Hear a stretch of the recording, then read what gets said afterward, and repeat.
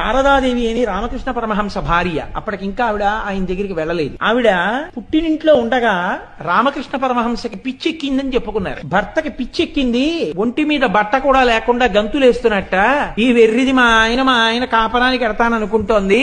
ఆఖరికి రామచంద్రుడు అంటే శారదాదేవి తండ్రి తీసుకెళ్ళి పిచ్చాడి కట్టబెట్టాడు ఈ అమ్మాయిని చెప్పుకునేవారు. పాపం ఆవిడ చెవుల్లో పడ్డాయి ఈ మాటలు. ఏమిటో భర్తకి పిచ్చెక్కిందిట, ఆయన అలా తిరుగుతున్నారట, నేను భార్యని ఇక్కడ ఉండిపోయాను, ఇటువంటప్పుడు కదా నేను ఆయన్నికి శుశ్రూష చెయ్యాలనుకుందాం. ఇది పాతివ్రత్యం. అసలే పిచ్చెక్కి తిరుగుతున్నట్ట, మనకెందుకు వచ్చిన గొడవ ఆవిడ అనుకోలేదు.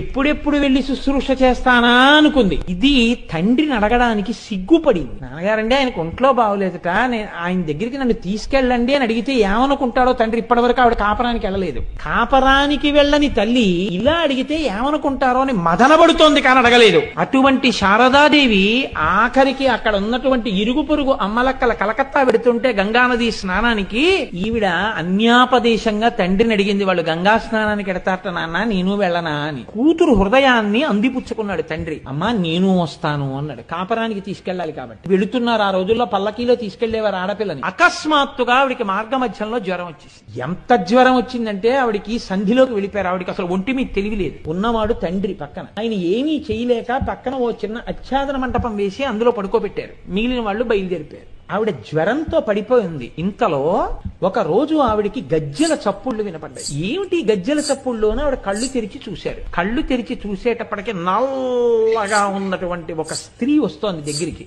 ఆవిడ రాసుకున్నారండి జీవిత చరిత్రలో. ఆవిడ చెప్పుకున్నారు తన శిష్యులకి. ఒక ఆవిడికి, నల్లనిదైనా అంత అందగత్తెని నా జన్మాంతరమునందు నేను ఇక చూడలేదు అని రాసుకున్నారు. ఆవిడ పార్వతి కాళిక. ఆవిడ వచ్చి మంచం మీద కూర్చున్నారు పక్కన. కూర్చుని ఏమ్మా ఏం అలా ఉన్నామే అన్నారు. బాగా జ్వరంగా ఉందండి, ఏం బెంగెందుకు అన్నారు. మా వారిని చూడాలని బయలుదేరాను, ఏమిటో ఈ జ్వరం ఇలా వచ్చింది, ఆయనకి వెళ్లి సేవ చేయలేకపోతున్నాను, అందుకు బెంగగా ఉందమ్మా అన్నారు. అంటే మీరెక్కడి నుంచి వచ్చారు అని అడిగింది ఈవిడ శారదాదేవి. నేను కలకత్తా నుంచి వచ్చాను అన్నారు. అనగానే ఈవిడ సంతోషంతో మీరు మా వారిని చూశారా రామకృష్ణ పరమహంసని అని అడిగారు. అసలు ఆయన అక్కడ ఉంచింది నేనే కదమ్మా, నువ్వు వస్తున్నావని అన్నారు. అని ఆవిడ లలాటమును నిమిరి ఆవిడ యొక్క తల మీద చెయ్యి వేసి ఒళ్ళంతా నిమిరి నీకు తగ్గిపోతుందిలే అమ్మా అని వెళ్ళిపోయింది. అంతే, మరునాటికి జ్వరం తగ్గిపోయింది. ఆవిడ పల్లకి ఎక్కి రామకృష్ణ పరమహంస దగ్గరికి వెళ్ళిపోయారు. ఆవిడికి దర్శనం అయింది అమ్మవారు అనుగ్రహించింది.